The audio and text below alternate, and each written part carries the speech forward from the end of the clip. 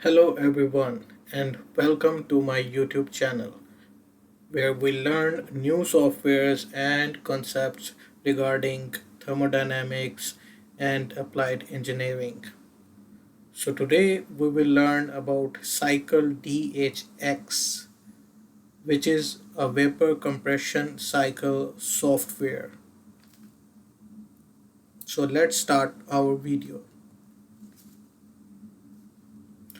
So this is a series of videos in which we will cover what is cycle DHX and what are its main and important features.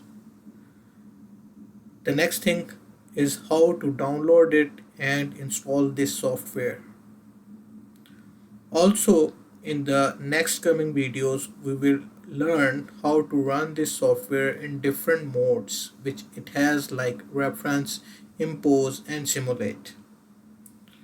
And we will run the provided examples of this software, as well as we will also run some practical examples. So cycle DHX simulates single component refrigerants and blends, accounting for thermodynamic and transport properties, making it ideal for engineers, researchers, or anyone who is working in the field of HV and AC and R. So what is cycle DHX? Cycle DHX is a NIST National Institute of Science and Technology developed tool for modeling subcritical vapor compression refrigeration cycles. The key components which are simulated includes the compressor, condenser, evaporator, expansion devices, suction and discharge lines, and optional liquid-liquid suction line heat exchanger. It also supports advanced cycles with economizers or intercoolers.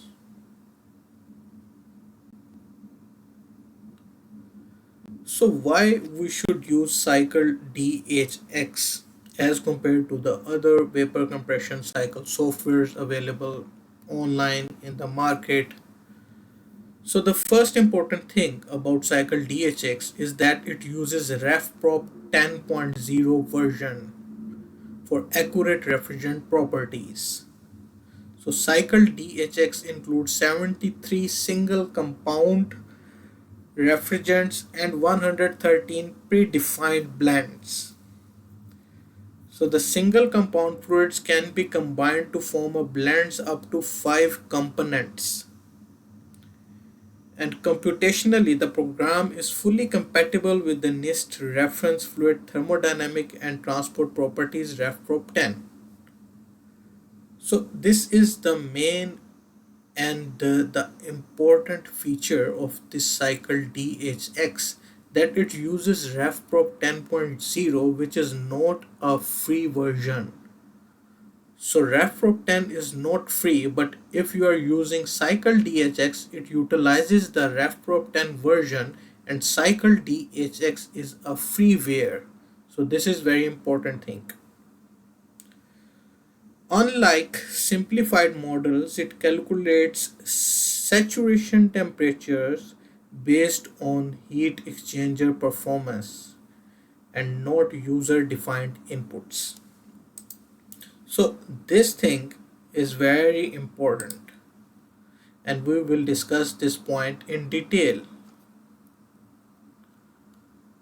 Another positive feature of cycle DHX, in contrast to simplified vapor compression cycle, which requires the refrigerant saturation temperatures in the evaporator and condenser as input, cycle DHX establishes the saturation temperatures in the heat exchangers using the temperature profiles of heat source and heat sinks, and the mean effective temperature difference in the evaporator and the condenser respectively.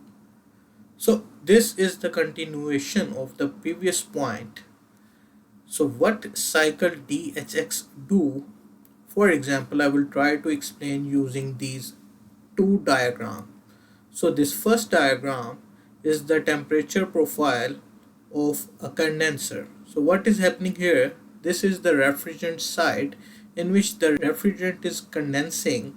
So here you can see it is in the superheating state, and then it comes to the two-phase state where the temperature is constant. And on the other side is the secondary fluid, which can be anything like water or air, and its temperature is increasing.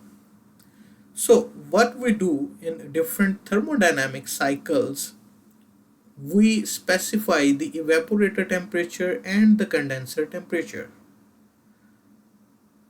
But here in cycle DHX, we will define the secondary fluid temperature and this temperature difference between the secondary fluid and the refrigerant, and this temperature difference will be the average temperature difference. So this is the basic difference between cycle DHX and other software which use only thermodynamic properties. So what it do is actually it incorporates the heat exchanger design, and when we specify the secondary fluid temperature and we define the difference between this temperature, it puts it into the geometry of the heat exchanger, and it ultimately calculates the saturation temperature of the condenser. And if we see, like in our cycles, we do not define the evaporator and the condenser temperature of our cycle. What defines these temperature is actually the heat sink temperature and heat source temperature. So actually we have to define the sink and source temperature, and this simulation will automatically define the saturation temperatures of the evaporator and condenser. So the importance of this point is that it practically resembles what happens in a practical vapor compression cycle. So this is very important point here.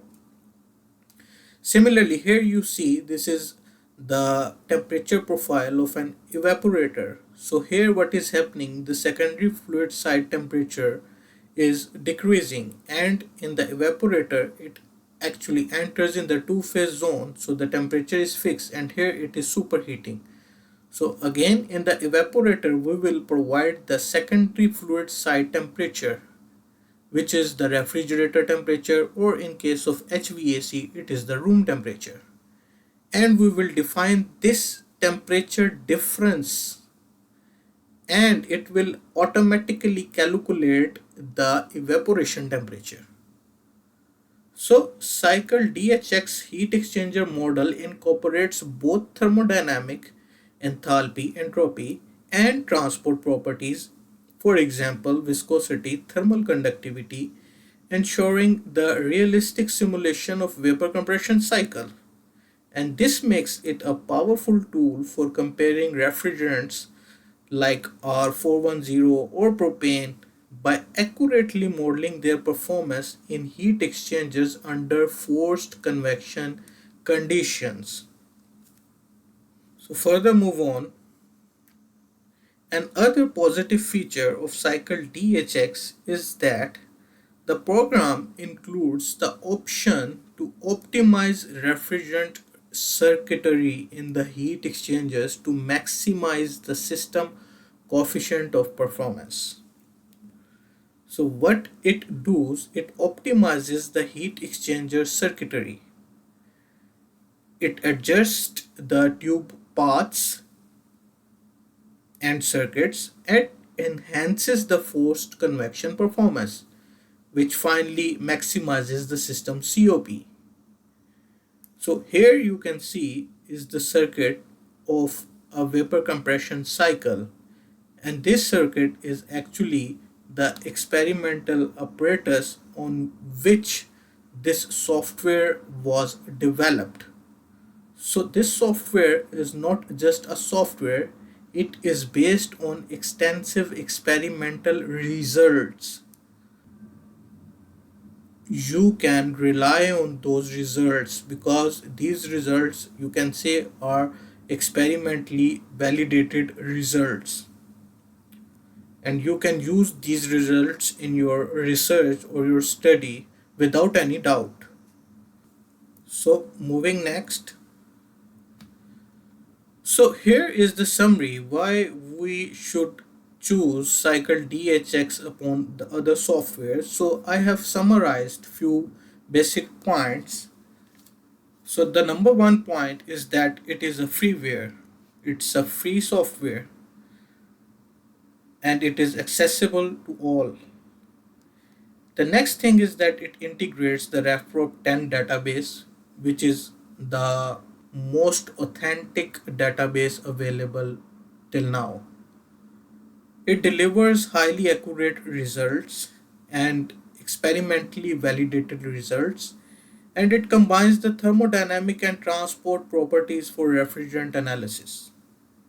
It has the advanced circuitry which optimizes and boosts the system efficiency, and it is very user friendly interface, and the software is very lightweight.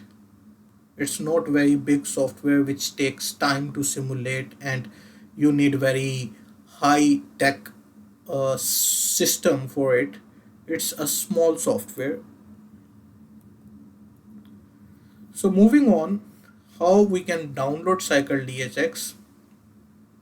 Cycle DHX is a free and is a public domain, and to download the link for version 2 of this software, you visit the NIST standard reference database website, and I will add this link in the description of this video so that you can just click it and download the second version of this software. So it is important to tell you that there are and other versions are also available, but you have to download the latest version, which is version 2 of Cycle DHX, because it has some differences with its previous version. Installing this is not difficult, and in this video we will just download it and I will show you how to download it and install it.